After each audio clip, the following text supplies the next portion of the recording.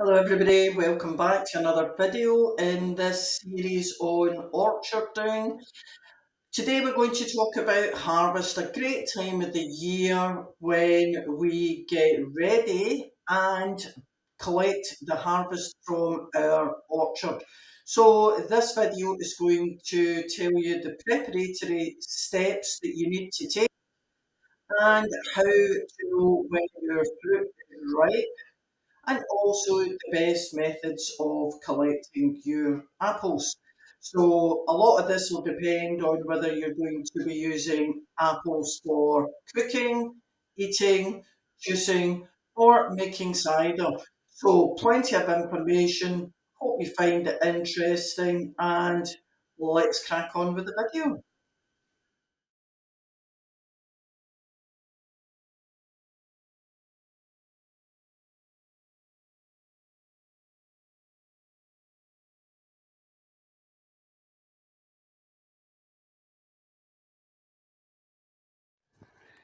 So today I'm just going to show you how you can tell whether your apples are ripe or not.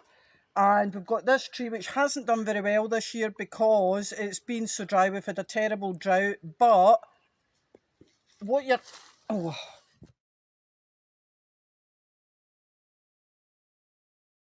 going to do is just take your apple off the tree, feel the skin. Now you can see this one's slightly waxy. This is a golden delicious. This one's slightly waxy and the skin is giving slightly when I press it. So there's a good chance that this is ripe. And I'm just going to show you by cutting the apple and hopefully not cutting myself. And what I want to show you is that the pips are brown.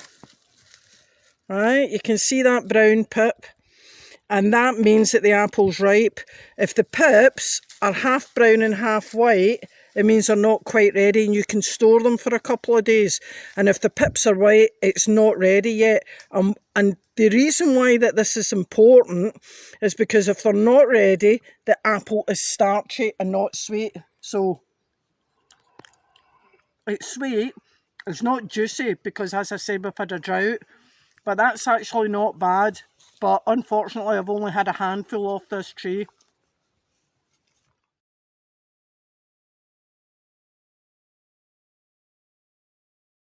Patiently because they know I'm doing stuff with the apples. And I don't want them up under the tree because there's lots of hornets about. And the last thing we want is a dog being stung by a hornet. Everyone's sitting good. One bit for you. Rosie! One bit for you, Lil. You have that. Daisy. Daisy. Daisy.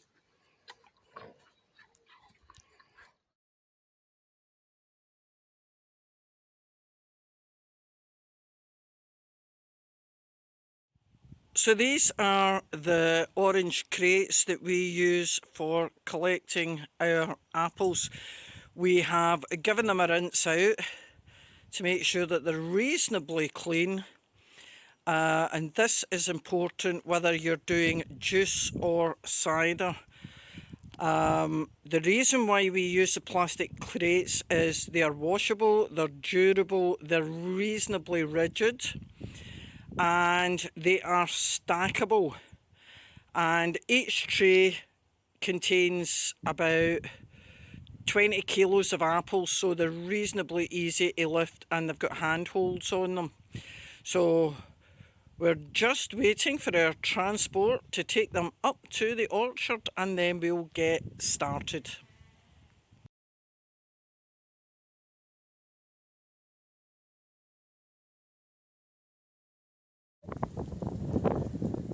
So how do you know when your apples are ready to pick?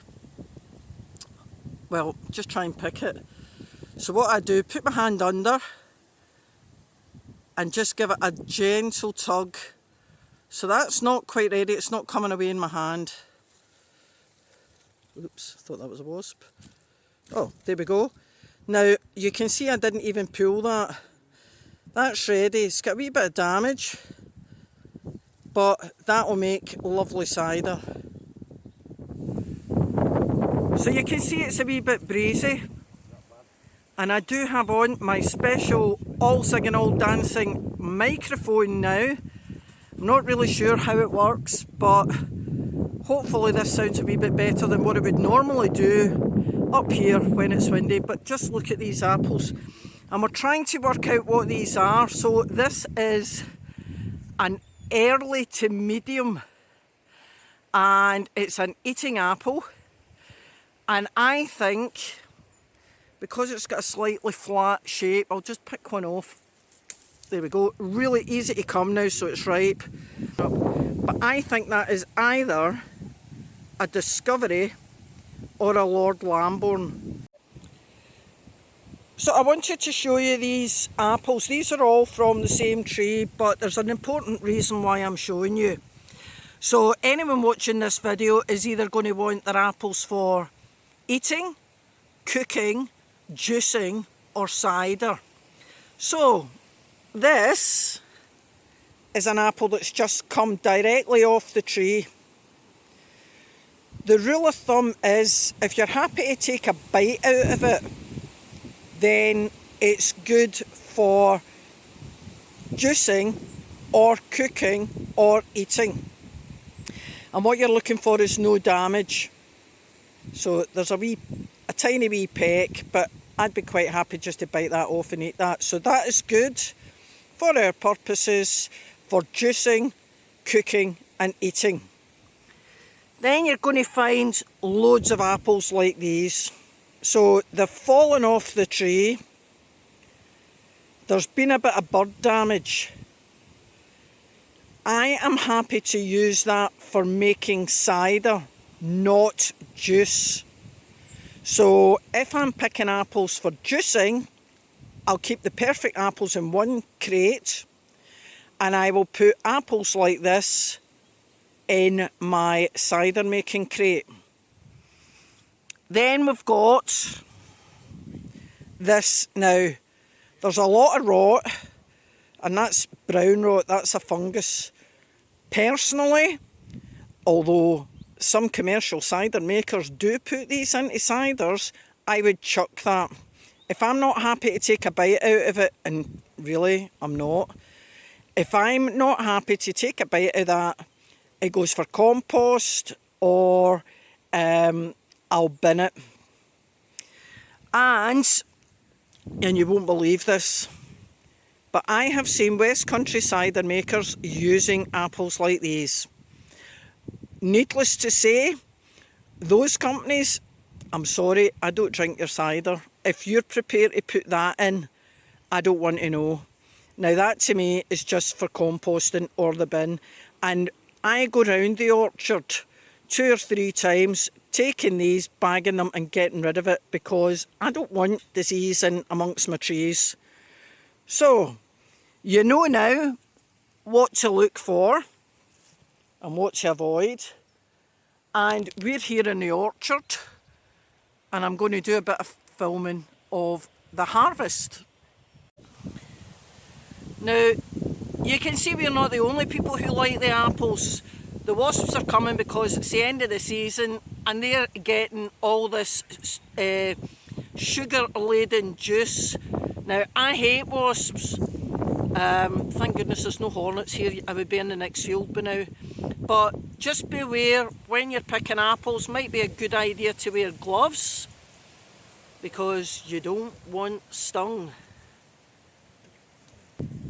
So again, you can see that the wildlife just love the orchard at harvest time. So I think this is a red admiral. It's not got its wings out because it's busy having a wee feed. And we're happy to share. There's plenty of room for all. So these are Bramleys, and if we could put a few into juice because they're quite sharp. But I really don't want to be putting any into, well, not put many into the juice that we're going to ferment for cider, because I have found that Bramleys tend to make the cider a wee bit on the sharp and dry side. But they're excellent for cooking and making apple sauce, apple crumbles, apple pies, apple cake. Very nice.